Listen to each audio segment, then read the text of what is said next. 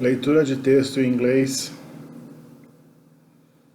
The Origins of Speech. In the Beginning was Chomsky, by Tom Wolfe.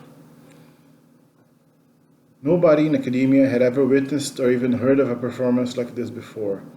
In just a few years, in the early 1950s, a University of Pennsylvania graduate student, a student in his 20s, had taken over an entire field of study, linguistics, and stood it on its head and hardened it from a spongy so-called social science into a real science, a hard science, and put his name on it, Noam Chomsky.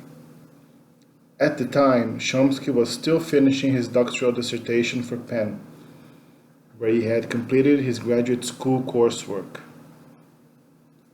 But at that time, in his heart of hearts, he was living in Boston as a junior member of Harvard's Society of Fellows and creating a Harvard-level name for himself. This moment was the high tide of the scientificalization that had become fashionable just after World War II. Get hard.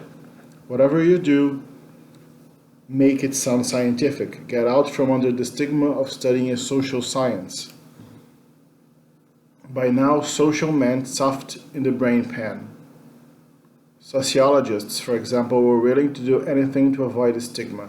They tried to observe and record hour-by-hour conversations, meetings, correspondence, even routes taken by individuals, and make the information really hard by converting it into algorithms full of calculus, symbols that gave it the look of mathematical certainty.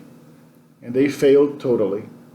Only Chomsky in linguistics managed to pull it off and turn all, or almost all, the pillow heads in the field rock hard. Even before receiving his PhD, Chomsky was invited to lecture at Yale and the University of Chicago. He introduced a radically new theory of language. Language is not something you learned. You were born with a built-in language organ. It is functioning the moment you come into the world, just the way your heart and your kidneys are already pumping and filtering and excreting away. To Chomsky, it didn't matter that what a child's first language was.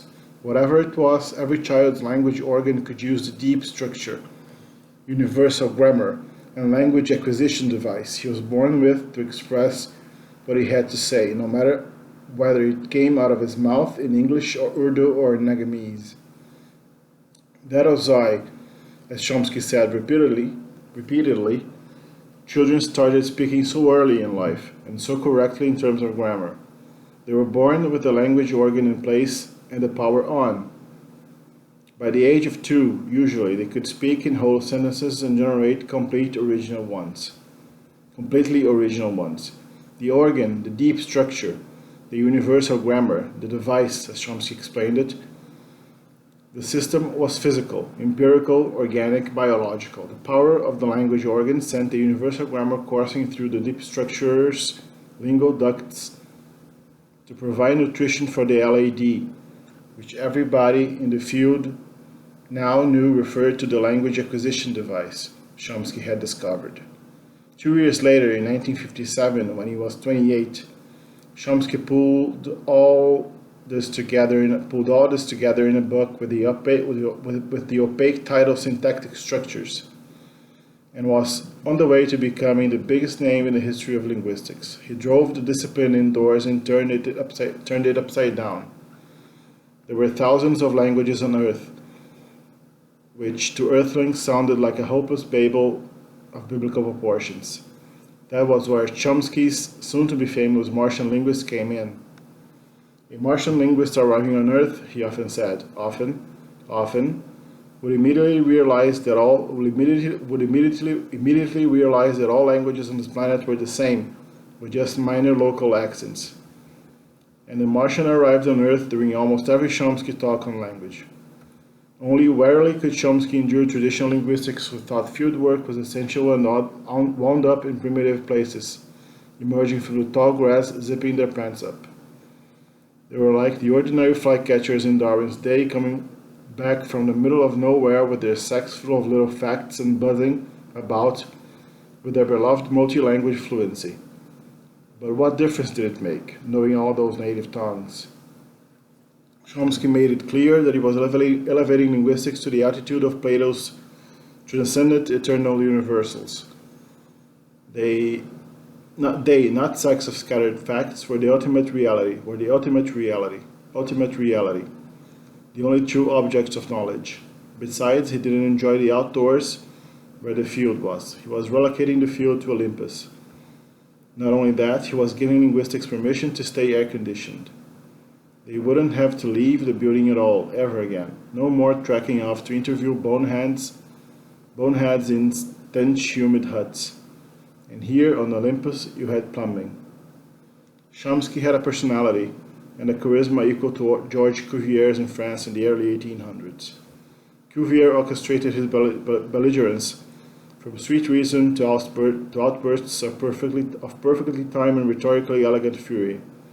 In contrast, nothing about Chomsky's charisma was elegant. He spoke in a monotone and never raised his voice, but his eyes lasered any challenger with a look of absolute authority. He wasn't debating him. He was enduring him. Something about Chomsky's unchanging tone by the age of 29 had led victories against French royalist forces as well as the Austrians and the Ottoman Empire. Envisage turned the challenger's power of reason to jelly. Young charismatic figures are not a rare breed. In the new religious movement, they have tended to be the rule, not the exception. Joseph Smith of the Mormons, Siddhartha Gautama of the Buddha, Scientologist David Miscavige, a prodigy, and L. Ron Hubbard's handpicked successor, the Bab, a forerunner to the Baha'i faith, the Jehovah's Witnesses Charles Taze Russell, and Moshe Rosen of Jews for Jesus. Likewise in warfare, Jean-Baptiste Lamarck, a 17-year-old enlisted man taking over an infantry company in the midst of battle, Joan of Arc, a French peasant girl who becomes an army general and then the greatest heroine in French history at the age of 19, Napoleon Bonaparte, who by the age of 29 had led victories against French royalist forces as well as the Austrians and the Ottoman Empire. Alexander the Great, who had conquered much of the Hellenistic world before his 30th birthday. William Wallace, Guardian of Scotland, who at 27 led the Scots to victory over the British at the Battle of Stirling Bridge. Charismatic leaders radiate more than simple confidence. They radiate authority. They don't tell jokes or speak ironically, except to rebuke. Kindly spare me your originality. Irony, like plain humor, invariably turns upon some indulgence of human weakness. Charismatic figures show only strength. They refuse to buckle under the face of threats, including physical threats. They are usually prophets of some new idea or cause.